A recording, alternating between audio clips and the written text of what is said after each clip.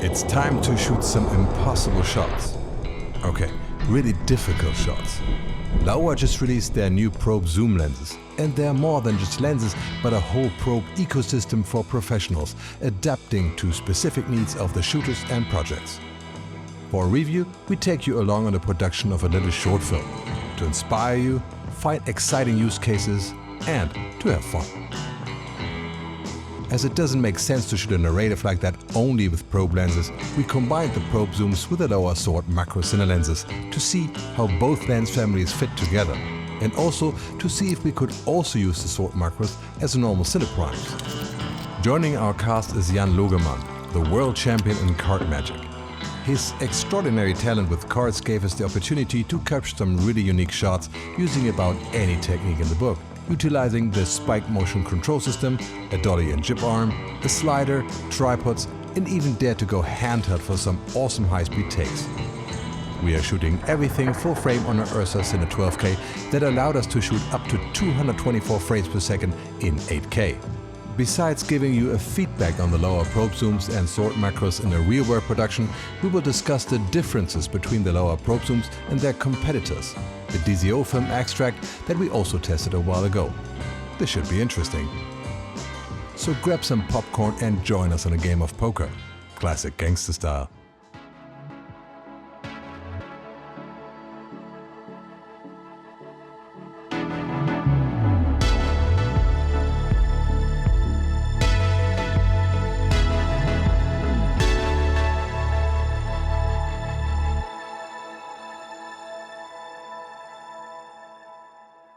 Laowa recently released their take on probe zooms, simply called Probe Zoom.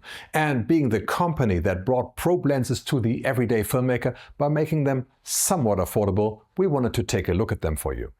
There are two, let's call it, groups of probe zooms. First, the 15 to 24 T8 probe zooms that I have right here, and there's the 15 to 35 T12 probe zooms. As getting enough light is almost always an issue, especially with high frame rates, the T12 group with the slower speed is not that interesting to us. So we will only test the 15 to 24 T8 for this episode, but we have a full set of those, consisting of 4 lenses. The case is huge to take all 4 modules. Modules are not just swappable snorkels and one lens unit, but full lenses, at least in this set. The modules are direct, that's the straight version, 35 degrees, 90 degrees, and the periscope module. Like mentioned, all modules are 15 to 24 mm zooms and have a maximum aperture of T8. Default mount is PL, but it is user changeable to EF, RF, E, Z or L mount. Those mounts have to be purchased separately. The beauty shots we created are again shot with probe zooms and are tests in themselves. When we go into the lettering here, we demonstrate the close focus and magnification you can achieve using a probe zoom. This is the 35 degree probe zoom filming the 90 degree probe zoom at 50 mm zoom factor and again at 24 mm zoom factor. And while this might not look extremely close, we are almost touching the emblem with the lens front. It is worth mentioning that there are fitting clamps for lens support included in the set. Also interesting in that context is that there are quarter screw holes in the bottom of the 90 degree module and the knee of the periscope module. Always nice to have mounting options for magic arms, mirrors, 360 cams or whatever else you can come up with. The probe zooms have different weights at around 1.5 kg depending on the module, so they are quite heavy considering the leverage. The snorkels are water sealed up to the red mark right above the main lens part, and the focal throw is quite short for a Cine lens at only 90 degrees. The set we have here costs $11,000 but of course you can buy modules separately between $3,600 and $3,800 depending on which module. The snorkels are interchangeable with the T12 15 to 35 mm system, and you can buy all sorts of combos that might be more affordable or usable for your specific use case. I find it slightly confusing to call this module periscope, as the periprobe by Laowa themselves used to be a 90 degree lens, and periscopes in a submarine are 90 degrees as well. we actually started calling the 90-degree a periscope and the weird one an elephant, for obvious reasons. And should you think, what the hell will you need that for? Well, the elephant was actually the most useful lens in our test shooting. You'll see. Laowa also offers a set of T8 probe lenses that are primes, the Pro Tubes. We also have a test episode on those. Besides extensive tests and comparisons, we also experiment with a classic practical effect called dry for wet to recreate an awesome submarine shot from the movie Das Boot.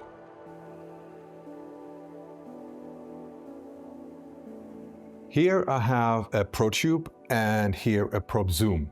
And you can immediately tell that the zoom is a bit bigger, which is not surprising. The 35-degree module weighs in at 1.5 kilogram, while the Pro Tube is half a kilo lighter. Also, the snorkel of the Pro Tube is a little bit slimmer. What is surprising is that the waterproof part of the Pro Tube is actually longer than on the probe zoom, while the overall length on the probe zoom is longer than on the Pro Tube, keeping the camera out of harm's way if necessary. You decide what is more important for your work. A while ago, we released an episode in which we explore macro and cinematography. As always, we like to go into practical applications, and we recreated the intro of David Fincher's Mindhunter with a little twist, adding shots in, on and around an old skull. For that project, we used the full set of Sword macro cine lenses. The Sword cover full frame and offer an impressive range starting at 50mm all the way up to 180mm. And that gives a lot of interesting possibilities. With a narrative, using just the probe zooms would be a bit too limiting. The faster Sword will allow to shoot higher frame rates, more conservative framing and offer better separation through shallower depth of field. Using both lens families will not only give us the right tool for each shot, but will also give us the opportunity to test how well the Sword and the probe zoom work together on the same timeline. Can you just use the same grade on both sides? Or do we have significant differences that could pull the audience out of the story?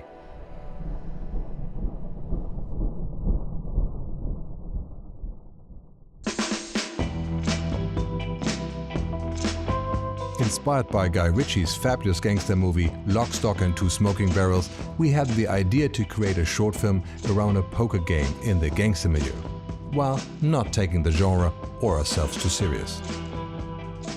I wrote a little story about the special poker rules of the subculture in about a game that has you betting more than money. We are very lucky to have the world champion of card magic in our cast. Jan Logemann is a true artist, magician, a great actor and a nice guy. This means that all the card tricks that you see here in the making of and in the film itself, of course we will show that later in the episode, are done practical in camera, old school. No CGI, compositing or AI was used to achieve any of these shots. A lot of the card switch tricks happen so fast that even the camera can't catch Jan at work. Our other cast members are the Marmalade's own John and Navid, and they did a fabulous job indeed. To get the best out of the probe zooms, we shot on an Ursa Cine 12K in RAW 5:1 at 8K. Of course, and as usual, we edit and upload in 8K so you can experience that quality. OpenGate will show how well the lenses cover, and for the desired widescreen aspect ratio, we have plenty of room to reframe, Fincher style. The Ursa can shoot up to 224 frames at a wide aspect ratio in a very decent quality.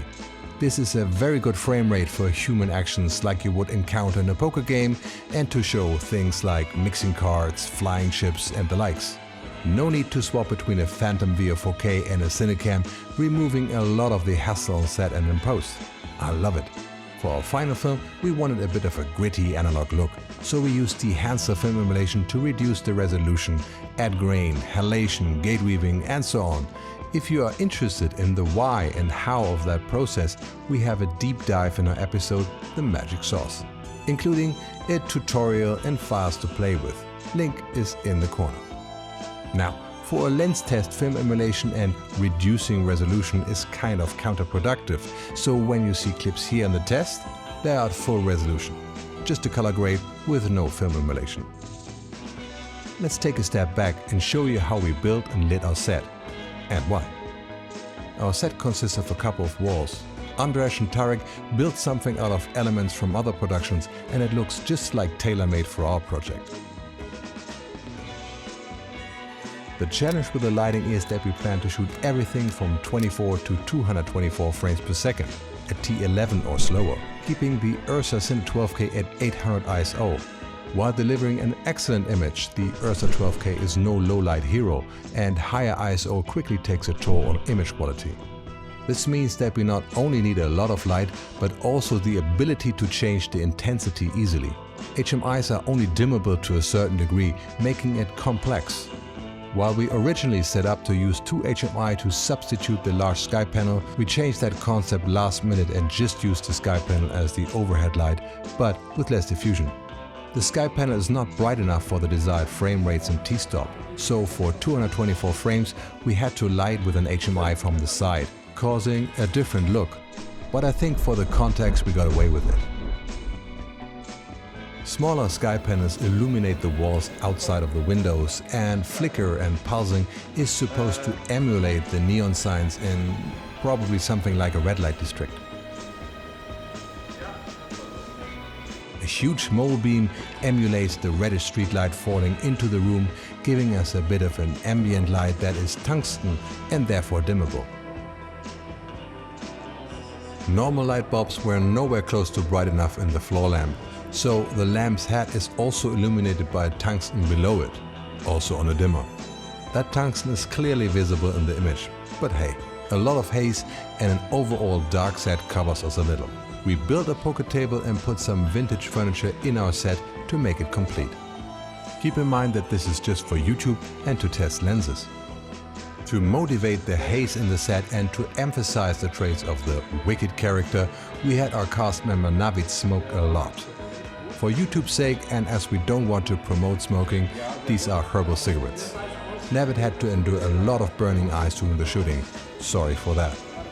To round everything off and to underline our story, I brought some props with me. Like my sunglasses that reflect the poker table, the replica gun that you might have seen on this channel before, a gold chain, and a real gold tooth that belonged to a late family member. Thanks, Granddad. With everything in place, let's shoot. We will show you the final result first. You will have information about the used lens, focal length and the used T-stop in the lower right corner. Afterwards we will describe some selected shots and how the specific lens and module have to create it.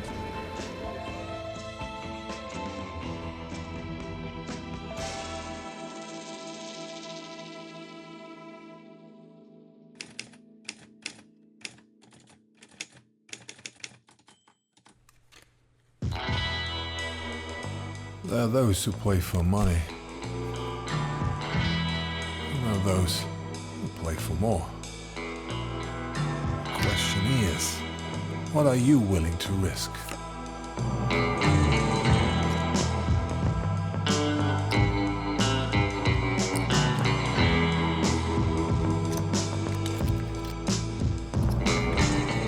When the stakes are high, you can play the players. You can intimidate the frail, or you can annoy the crap out of everybody. Being a player requires talent and fast hands. The card shark lurks underneath the waves and deals the blow to its prey. Intimidation requires talents of other sorts. Sharks can be kept at bay with a cold deck.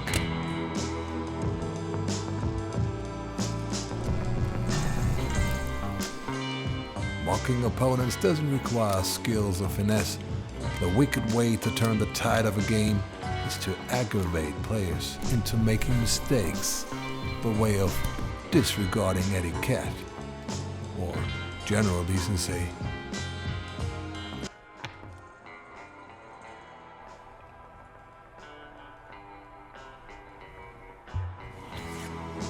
Who will prevail in this game of wits?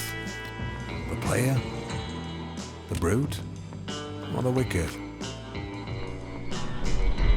chips fall where they may.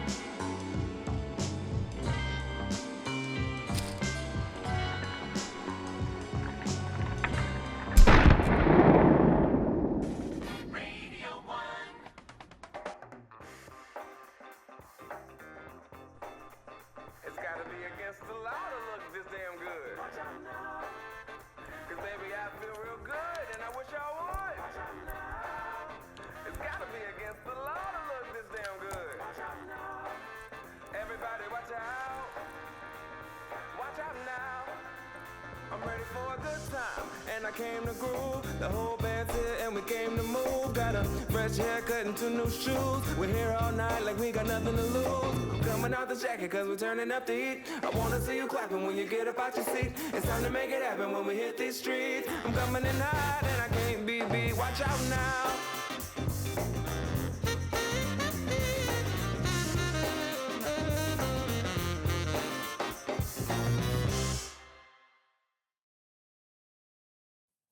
Full disclaimer, Laowa gave us a set of probe zooms for evaluation and to create this review episode for you. Therefore, it's marked as a paid promotion. As usual, we are not obligated to glorify anything and we will give you our honest opinion. When you hear the audio of the behind-the-scenes footage, you get a good idea on how loud a set with motion control robot is. Studios like this have generally bad acoustic, hence we didn't record any sound on the Ursa. All the sounds that you hear in our short film are either done by me in the editing suite or are stock sounds. A painfully time-consuming task. If you use headphones, you might have noticed that all sounds are panned to fit the position of the objects in the image.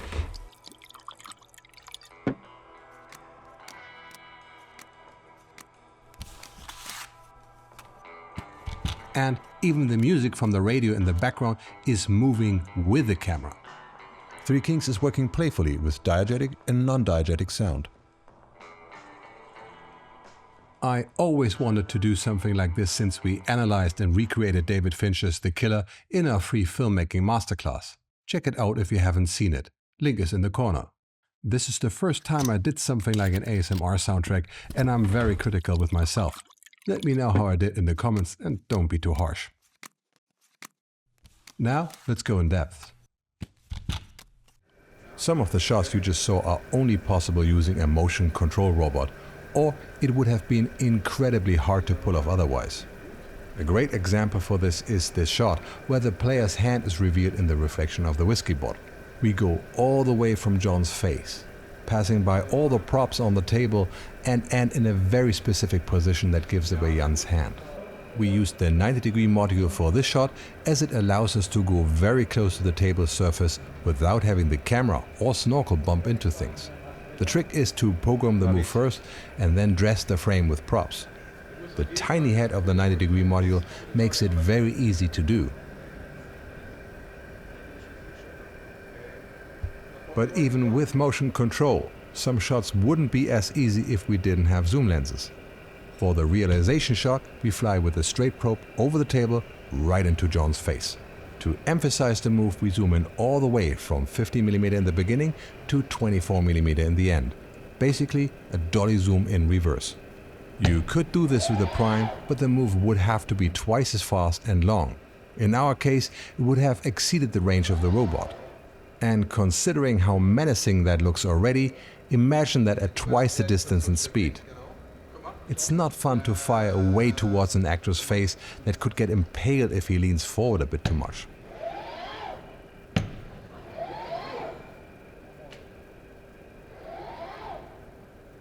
This is one of my favorite shots as it's so impossible to do without Moko and a probe zoom.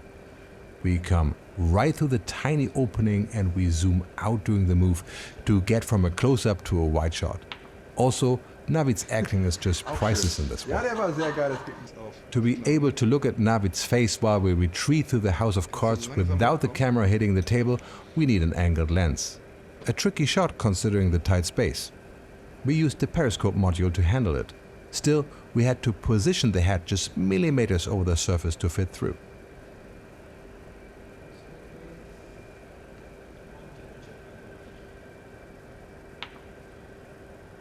Thanks to motion control, the movement is repeatable, even at high speeds.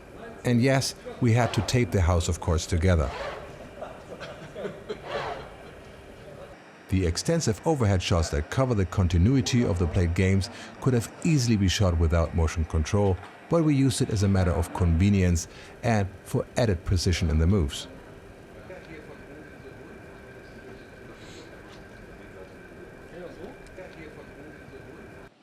Next, let's talk a bit about the many sliding shots. The idea is to be close to the table and to see under the cards and to give us some extreme perspectives.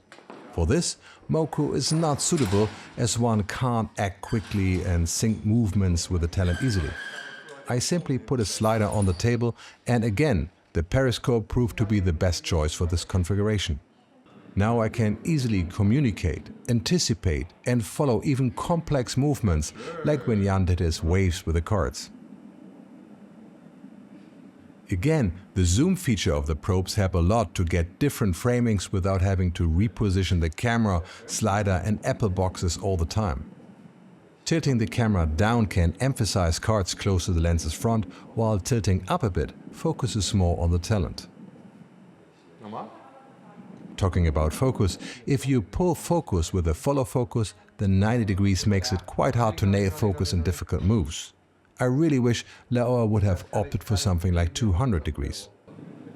For the majority of the shots, we shot the probe zooms at T11, which is a sweet spot when you have to balance between a sharp image and enough light.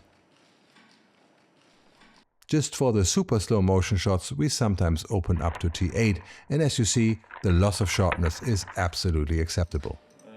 Like mentioned while explaining our setup in the lighting, we had to substitute with HMI to get exposure for slow motion shots at 224 frames per second. Now, the angle and color of the light doesn't really match, but we do our best in post to cover that as good as possible. As the camera movement looks naturally smooth in slow motion, and as the white nature of the probe zooms helps with that too, I shot all those scenes handheld. This setup allowed me to really fly with what Jan did with the cards.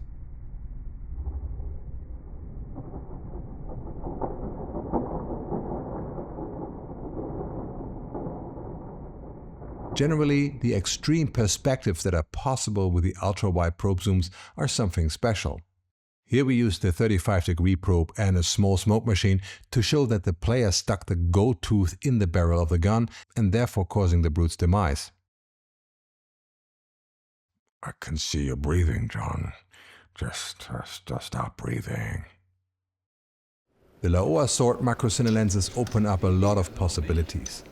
The much larger entrance pupil allows for a better image, and you should use conventional lenses when a probe lens is not required for a shot. While the Sword are macros, we used them instead of normal cine primes for this project too. Like most macros, they have pronounced breathing, but this only gets obvious with very long pulls into close focus. The intro shots are using the 25mm Sword, but we maintain the T11 we use for the majority of the probe shots. This will maintain a relatively deep depth of field for a consistent look. In lots of other shots we opened much wider for shallower depth of field and used the built-in NDs of the camera to compensate exposure. Much simpler than to change lighting on the fly. We used the Sword for precise macro shots, like this orbit uses a 25mm at t5.6, or this one using the 35mm at t11. We also used the Sword for the wide dolly shots, like here the 35mm at t8. Or here the 100mm, and here the 60mm at t4. The longer focal length allow more of a portrait look we are used to in a cinematic narrative. The Sword allow for slow motion without added light because it's 3 stops faster wide open compared to a probe zoom at t8. There are 2 Sword shots that I would like to emphasize. Here we see John's face in super close-up, and we wanted to capture the table and his hand reflecting in the sunglasses. You can shoot this with a probe to avoid shadows and getting a small reflection of the camera itself. But you would have to be very close for this framing, even with 24mm focal length, leading to a very warped face. Much better is the Sword 180mm at t11 that allows an astonishing long working distance. You can see that we are something like a meter away with the camera. This flattens the image and allows us to look at the glasses and the face as one plane instead of a bulge with a gigantic nose in the center. With the next shot we go much closer and we change the perspective to the player's point of view, implying that he can see the reflections. Again, it would have been hard to avoid a snorkel in the reflection if we used a probe for the shot. The long working distance of the 180mm is gold here. The eye shot is even more extreme. The iris and pupil work as a convex mirror, basically showing the whole room, making it hard to hide the camera. And as you see here, we can see the camera's reflection. Still, it is small as we are far away, and it's easy to simply mask it out and resolve. Just in case you thought that the reflection of the table and John throwing chips were CG, no, this is all real and in camera. You may have already realized why I mentioned earlier that the periscope module was the most useful for this production. We just use it all the time because it makes so much sense for so many setups. Even in situations where you wouldn't expect it, like this top-down shot of Navid looking into his hand. The shape of the periscope allows to move freely with the camera without hitting Navid's head or shoulders. I cannot emphasize how great Jan Logemann was beyond his fabulous card tricks. His ability to improvise created parts of a story on the go. Him taking John's watch wasn't scripted. Neither was handing the gun to Navid, implying that there were partners in crime to begin with, and therefore adding a whole new layer to the story, just with one gesture. And then he just walks out, also unscripted. Not to play but to inhabit the role, that is true method. Navid and John also had many moments of improv. Like this little exchange in Outbreak was neither scripted nor directed. Kudos to Jan, Navid and John.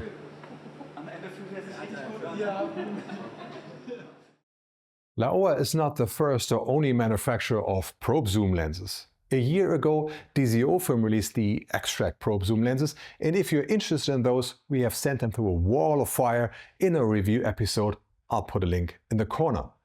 Having now used both lenses on projects, what's the difference? Prices are quite similar. While the X-Tract starts at $3,500, the probe zoom starts at $3,700 per lens, and depending on the module. If you buy sets, prices vary. Also, both zooms have the same speed of T8, at least when we compare the X-Tract to the 15 to 24 probe zoom.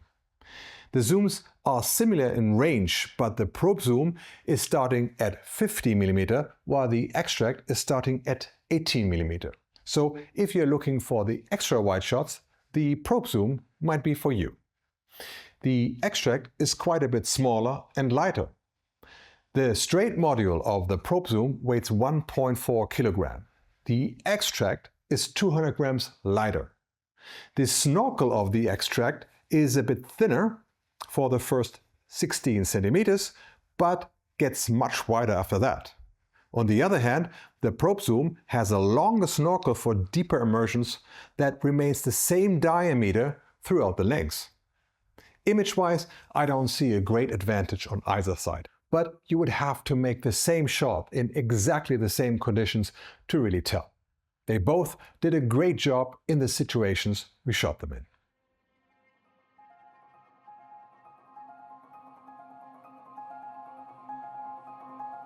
The probe zooms look and feel great. They are the next significant step in the evolution of probe lenses. They cover full-frame open gate handsomely throughout the range. The zoom function is great for all sorts of applications, and the ProTube were always a bit narrow at just 24mm. Over many projects we wish we could just go a bit wider, especially when shooting multi-aspect ratio, like it's very common in special effects. If the customer calls and wants just a bit wider field of view, now you don't have to reprogram your MoCo move, just zoom a bit. While it's a bit wide for most applications, 50mm is truly unique, and so is the look of the images you can create with it. We haven't created a direct comparison to the ProTube prime lenses, but looking at footage from both of our tests, the probe zooms seem to be similar in terms of optical performance. We don't see a reason to prefer the primes over the probe zooms, at least in the context that we used them in. Besides that, the zooms have a bit more breathing. Talking about breathing, the probe zooms breathe quite a bit, and surprisingly in the opposite way. Usually you would expect the field of view to get a bit narrower when focusing close, but the probe zoom's field of view gets wider. You live and you learn.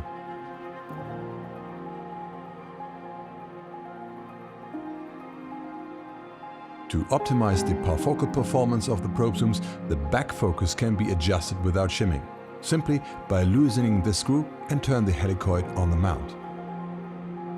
There are two things that would have been easy to avoid. First, the markings on lens have no lines, so especially with longer numbers it's hard to tell where exactly the focus lies. Second, the short focus throw of only 90 degrees makes it hard to pull focus precisely, especially when the DOP does it manually with a follow focus. 180 degrees would have been much better for such use cases. Be aware that when you mount the probe zooms in other than the normal orientation, or you rotate the snorkels of angled modules, the image rotates around its center due to the prisms. So you still have to move the camera to look around. This is normal for lenses of this type. With our test we see that the probe zooms play very nicely with the sword macros in terms of look. That makes it easy for the post. If you already have the sword, the probe zooms are a great addition to your arsenal, or vice versa. Of course, macro lenses are not ideal to replace normal cineprimes as they exhibit significant breathing. Some focal length more than others, but it's good to know that if push comes to shove, you can use the sword as cineprimes. That makes the production much slimmer. I wonder if and when Laowa will offer a complete set of spherical cineprimes to complete their cine range. The Argus T1 are an option of course, but they only offer a very small range of focal length. Having shot our test projects with the Laowa sword and the probe zooms, I have nothing to complain about. It is really great to be able to combine the advantages and to avoid the disadvantages that come with these very different lens types. Both lens families intercut very well, and we didn't have to bend over backwards to make them fit each other. The vast variety that Laowa offers in both family of lenses help a lot. Not to mention that they are very affordable compared to other options that shall remain unnamed. With the sword and the probe zooms, you get a whole set for the fraction of the cost of just one lens. What is not to like?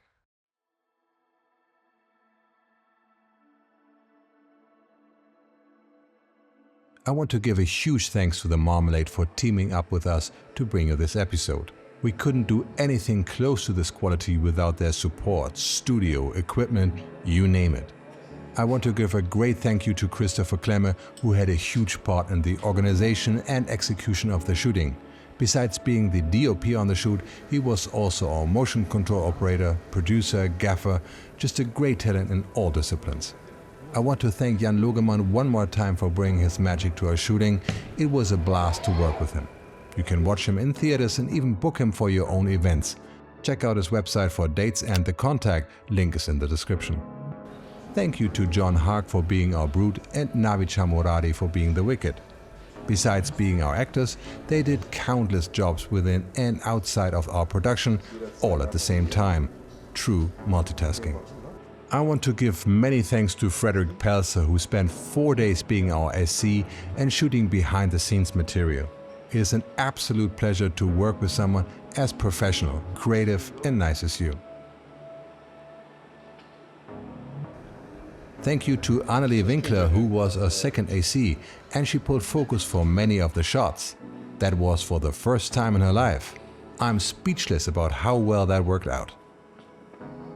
Thank you to Lotte Bo Peters, who was a runner and so helpful in every role she took on.